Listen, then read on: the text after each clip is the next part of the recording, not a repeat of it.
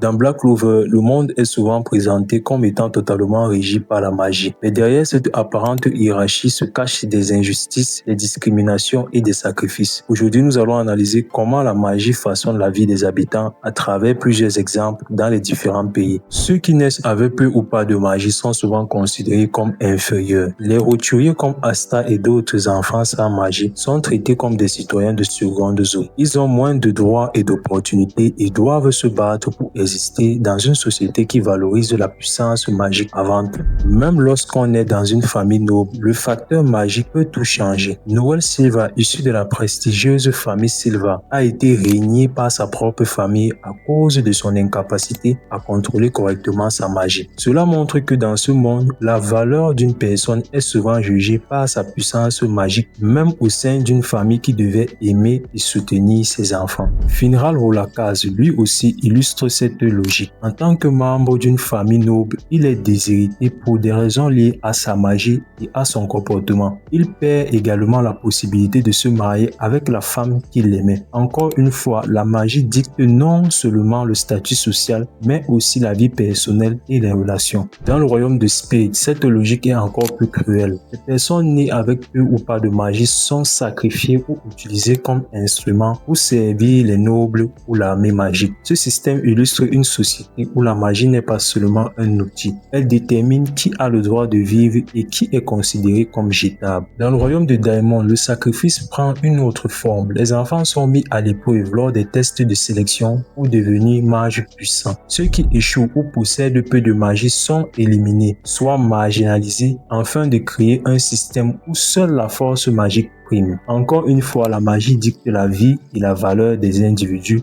dès le plus jeune âge. Face à ce monde injuste, Asta représente l'espoir et la remise en question du système. Son objectif de devenir empereur mage n'est pas seulement un rêve personnel. Il souhaite changer le monde, abolir ces discriminations et permettre à chacun, qu'il ait ou non de la magie, de vivre avec dignité et respect. Son projet est la preuve que même dans un monde régi par la magie, le courage et la volonté peuvent changer les règles du jeu. J'espère que cette vidéo vous a plu. Si c'est le cas, alors n'hésitez pas à liker et à vous abonner à la chaîne et on se retrouve à la prochaine pour une nouvelle vidéo.